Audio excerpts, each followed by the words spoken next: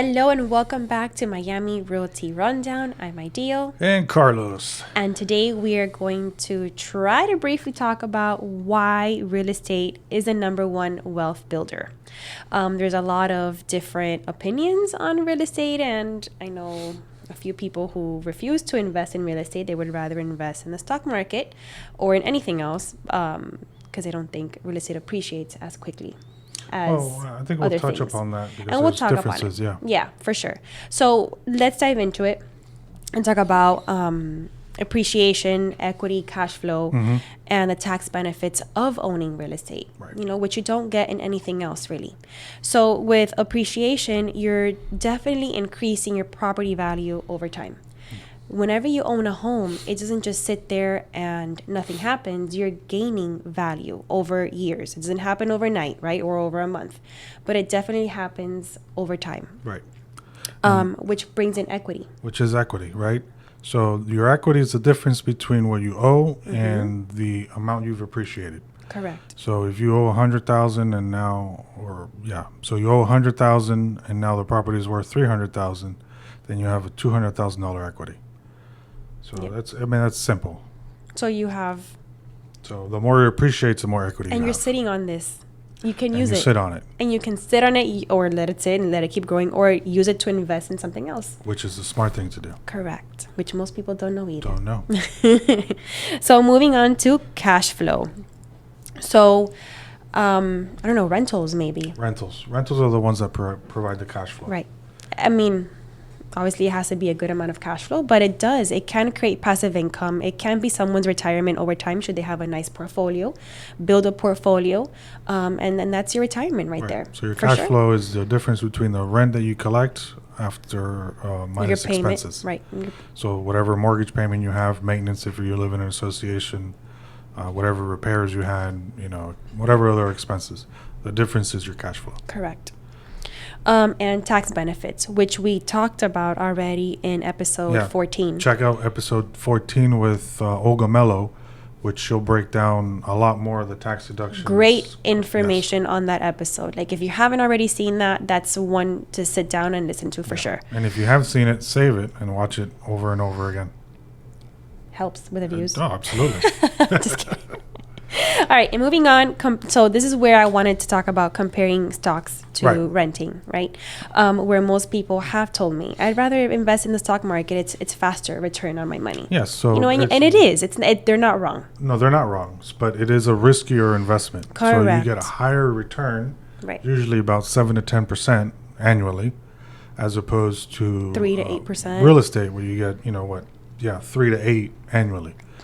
Obviously, the real estate takes a little longer. It's more of a long-term hold, but I feel the risks are less. It's less. Right. There's better chance, or there's less of a chance of the market, crashing. Right. Than it is with the stock market. And the stock market is very volatile. As most of you know, if you're in crypto or whatever, it kind of goes up and down every day. Right. And if you're not on it, you slip. Right, you can lose a lot or everything. Yep. So then obviously we have other types of investments. Yeah. So we'll kind of break down a few of them. Then you have your Airbnb or short-term rentals. Those are interesting. Not really for me. Yeah. But if you were considering it, these are kind of some of the things that you would have to look for, right? Yeah. So first you would look for the neighborhood.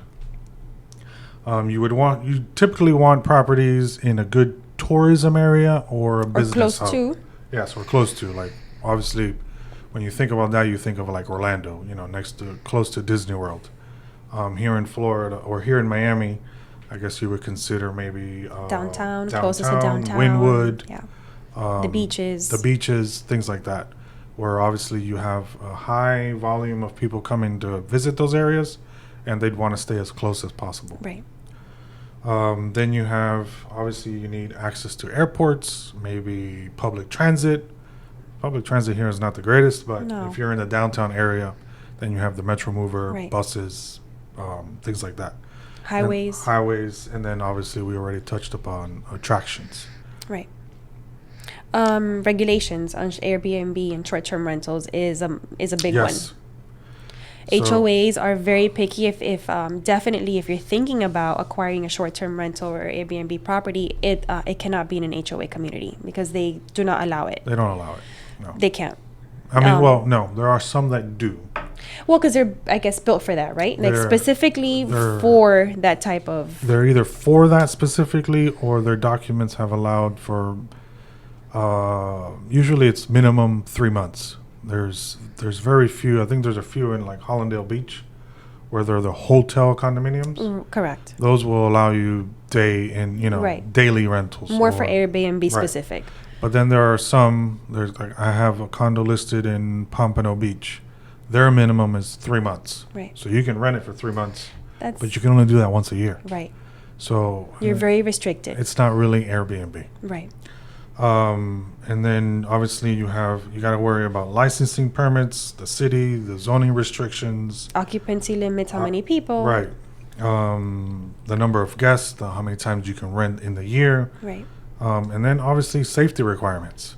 So when you have an Airbnb, you have guests, and you have to make sure that you have the right safety, smoke detectors, fire extinguishers, Everything. signs, things that could be dangerous that you have to let them know about, pools, you got to have guard gates, things like that. Because you don't want somebody getting hurt. And then obviously you're going to need liability insurance. And it's going to be pretty high, just in case somebody gets hurt and sues you. Right. So you want to be covered. Right. And then obviously you have your local occupancy or business tax, or tourism tax, rather, that you have to be, that you'll have to look into. Right. Another thing that I did find for those that are looking to invest in Airbnb, there are these apps or websites that are one's called AirDNA or Mashvisor. Those will give you, I think they're free, or you might have a small subscription, but you can actually look at the occupancy rate of the area that you're looking into, whether it's high or it's low, or whatever it can guide you better on whether that property I've never is heard of suited. them. Yeah, Nice. Okay. on whether it's suited for your Airbnb or not. Oh, nice. That's Yeah, a nice one. It's a good one. That's great.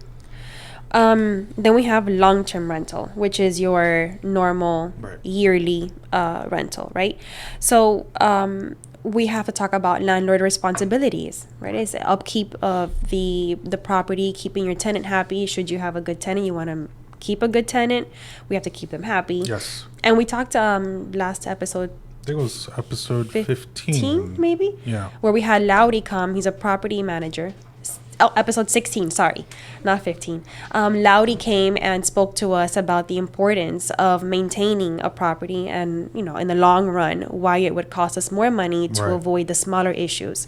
So, obviously it's an investment and it requires attention, but again, it's passive income at the end of the day. You just got to make you sure know? you keep your property habitable. Correct. That means your plumbing's And got to be safe good, as well. AC, things like that, electrical, roof, structure, so that your tenants don't have any issues or Correct. file complaints against you. Yeah. And then obviously that includes your safety and security. Yeah. Again, Smoke smoke detectors. detectors, carbon monoxide, locks, building codes, Mm-hmm. or make sure everything's up to date. You don't have any safety hazards, Yeah. things like that. Absolutely. And then, of course, we want to have some good tips as far as screening our tenants, making sure that we have a background check, credit report, their pay stubs, their income, making sure Yeah. they can pay their rent. What else? Lease agreements, go over it with them. Very Lease- important. Yes, have your lease agreements detailed and Correct. define terms clearly. Yeah. The typical standard lease doesn't really go too much into that. So you may want to have an attorney prepare like an addendum for you to that lease where it kind of details things further. When rent payments are due, late charges, what happens if they don't pay, Right. illegal activity, things like that. I mean, they can do a very in-depth addendum for you, or they can do it, rather not so convoluted, but something that'll protect you basically, Yeah. in case something happens. But yes, do make sure that you run backgrounds on all your tenants and make sure that you know who they are and who's living there. Regular inspections too. Not regular because you don't want to bother your tenant, No, but but have something in place every 6 months, yeah, quarterly, semi-annually. where you can take a look at the property, make sure the AC is working correctly, the dishwasher, the sinks are not leaking, and so forth. And Just then- a brief maintenance overview. Yeah, and have good communication with your tenants. Make sure and everything professional, so that and in writing, absolutely always in writing. Yeah. Even if you talk about it face to face and then you send it in an email, just so that there's a record of everything. Correct. Tenant laws, knowing the tenant laws, their security deposits, their eviction rules, things unsafe or unsanitary living conditions too. All of those things are important to disclose and talk to your tenant about, right? Yes. To avoid any issues later on. Correct. No anti-discrimination. Of course. No, you can't discriminate against sex, religion, race, disability, or familial status. We are bound by, obviously, those laws that we can't do that. But we want to make sure that if you guys do this on your own, that you don't fall into that trap. Yeah. Okay? Sure. So, Do you want us to wrap it up here? Because now we're going on to number 4. yeah, we can cut it there. Oh, shoot. Wait, we did 1, 2, 3, and Just do it ending. Outro. Oh, no. Shit, we did. we did. All right. We didn't pause. I'll continue. Sorry. Okay. You can break it up. If you want, yeah, just make an outro for this episode and then. Yes, and we'll do it now. Okay. So let's finish this and we can just use the same out, right? No. Oh, we'll do a part 2. Yeah. Okay. And then that brings us to our last type of investment, your fix and flip. Right. So when you look for a fix and flip, now you want to look for distressed properties or undervalued properties. Where can you look for those? You can drive around your neighborhood or other neighborhoods. Look for properties that are. Have you guys seen? I'm sure you have the ugly house In the neighborhood? In the neighborhood, There's a reason why it's ugly. yeah. You can always try and reach out to that owner, see if they're interested in selling, or maybe look at auctions, foreclosures, short sales, probate. People obviously have passed away and left it to their heirs. A lot of the times their heirs can't or don't want to deal with the property. They have their own properties or their own, Or their own lifestyle. And Right, they and don't they even just live in the don't- States. And they they're don't gone. want to incur that additional debt or Yep. that headache. So they might be interested in selling it. Those are possible fix and flips. And then you have to consider when you do a fix and flip your renovation budgets. We don't want to go over because then you've put more into the home than what it's worth. Correct. And you will not get that money in return when you sell it. So then how do we figure that out? So we figure you have to look at the market value of the property, then obviously deduct whatever repairs you might need to have. Yeah. You kind of got to estimate if you're not able to see the property inside like in an auction, then you got to kind of drive by it, see the condition of the roof, the windows, whatever, and add things that you think you might need. It's better to be overly prepared than underprepared. And then obviously base your offer on that. So typically you want to be 70% of market value. So here's for an example. So if you are, let's say the market value is about 300,000, so 70% of that is 210, and your repairs are about 50,000, give or take. You wouldn't offer more than $160,000 for the property. So you kind of use that formula. If you want to do quick math, you can do it right outside the house, kind of estimate, and then you can base your value on that. Correct. And then that's kind of a summary of how to do fix and flip. We can always go into detail if you want to give us a call, and then we can actually look individual properties one by one Right. with you and guide you on that. Yes.